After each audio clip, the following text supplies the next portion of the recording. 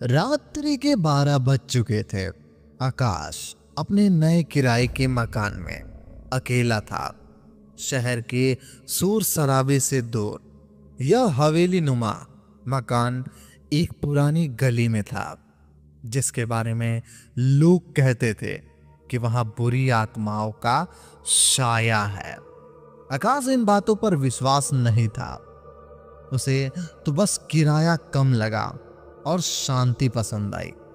नमस्कार दोस्तों, ये कहानी आपका दिल दहला देंगे। इस कहानी को अगर आप 1 मिनट भी सुनते हैं तो पूरा सुने बिना कहीं भी नहीं जाएंगे। तो चलिए बिना किसी बात के कहानी को आगे बढ़ाते हैं। पहली रात सब कुछ ठीक था, सिवाय अपने अजीब आहट के।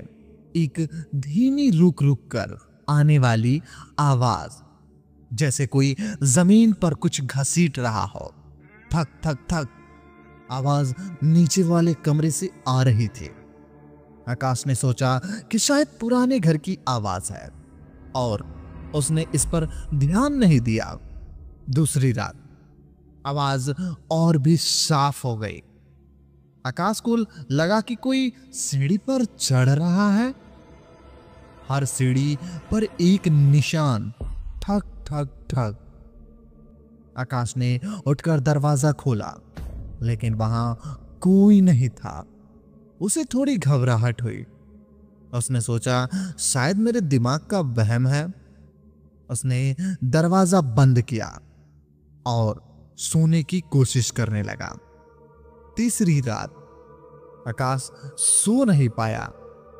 आवाज इतनी तेज थी कि उसके कानों में गूंज रही थी। इस बार आकाश सीधा उसके कमरे के दरवाजे के पास आकर रुक गई। आकाश का दिल जोर जोर से धड़क रहा था। उसने दरवाजे पर झांक कर देखा तो दरवाजे के नीचे एक गहरा लाल रंग का दाग था। पहले उसने सोचा कि यह पेंट होगा, लेकिन जब उसने गौर से देखा तो वह खून था। उसने घबराकर अपना फोन निकाला और अपने दोस्त अमित को कॉल किया। अमित, मैं अजीब घर में फंस गया हूं यार, यह कुछ ठीक नहीं है, आकाश ने कांपते हुए कहा। अमित ने उसकी बात सुनकर उसे हौसला दिया और कहा, तू कल सुबह तक रुक, मैं कल तेरे पास पहुंच जाऊंगा। जैसे ही फोन कट, दरवाजा पर हल्का सा खटखटाहट हुआ। कौन है? आकाश ने डरते हुए पूछा। जवाब नहीं आया। उसने हिम्मत करके थोड़ा सा दरवाजा खोला। बाहर कोई भी नहीं था, लेकिन जमीन पर खून का एक लंबा निशान था जो सीधा बाथरूम की तरफ जा रहा था। आकाश ने दरवाजे को बंद किया और बाथरूम की तरफ देखा। बाथरूम का दरवाजा थोड़ा थोड़ा खुला हुआ था और अंदर से एक धीमी रोशनी आ रही थी। अचानक उसे लगा कि कोई उसके पीछे खड़ा है। उसने धीरे से मुड़कर देखा तो पीछे एक लंबी पतली और काला छाया खड़ी थी।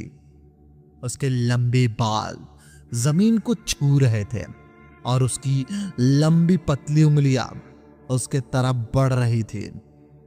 उसके मुंह से एक शब्द नहीं निकला। उसने तेजी से दौड़कर अपने कमरे का दरवाजा बंद किया और उसके पीछे एक अलमारी रख दी। वह जोर जोर से रोने लगा। दरवाजे के बाहर एक साय की आवाज गूंज रही थी, तुम यहां से भाग नहीं सकते आकाश। अचानक उसके कमरे की खिड़की एक और साया अंदर आई। यह साया बिल्कुल उसी की तरह थी, लेकिन उसकी आंखों से खून बह रहा था और उसके हाथ में एक पुराना जंग लगा चाकू था।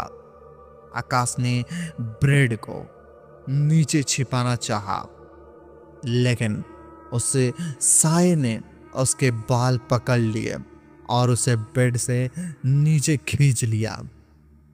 तुमने मेरी नींद हराम की है, अब तुम कभी नहीं सो पाओगे। उस साय ने एक ठंडी और गूंजती आवाज में कहा।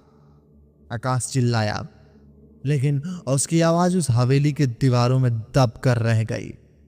सुबह जब अमित उस हवेली पर पहुंचा तो उसने दरवाजा खोला। अंदर सब कुछ ठीक लग रहा था, सिवाय जमीन पर मिले खून के निशानों के, जो सीधे बाथरूम तक जा रहे थे। उसने बाथरूम का दरवाजा खोला और अंदर का दृश्य देख उसकी रूह कांप गई।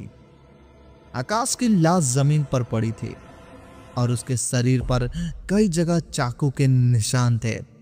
उसका मुंह खुला था और उसकी आंखें में डर साफ दिख रहा था। अमित ने घबरा कर पीछे मुड़कर देखा तो उसके पीछे एक छोटा सा बच्चा खड़ा था। वह बच्चा मुस्कुराया और उसने अपने हाथ में रखे एक चाकू को अमित की तरफ बढ़ाया। यह चाकू तुम्हारा है, अब तुम भी इस घर के हिस्सा हो, उस बच्चे ने एक धीमी आवाज में कहा। अमित ने घबराकर भागना चाहा, लेकिन दरवाजा अपने आप बंद हो गया और उस बच्चे के साथ एक और साया वहां खड़ी हो गई। वह साया वही थी जो आकाश ने देखी थी। वह दोनों मुस्कुरा रहे थे और अमित की तरफ बढ़ रहे थे और उस हवेली में अब भी उस ठक ठक की आवाज गूंज रही होती है, ठक ठक ठक ठक। ऐसी ही और डरावनी कहानी सुनने के लिए मेरे चैनल को सब्सक्राइब कर लीजिए, ताकि हमारी आने वाली कहानियां सबसे पहले आप तक पहुंचे। धन्यवाद।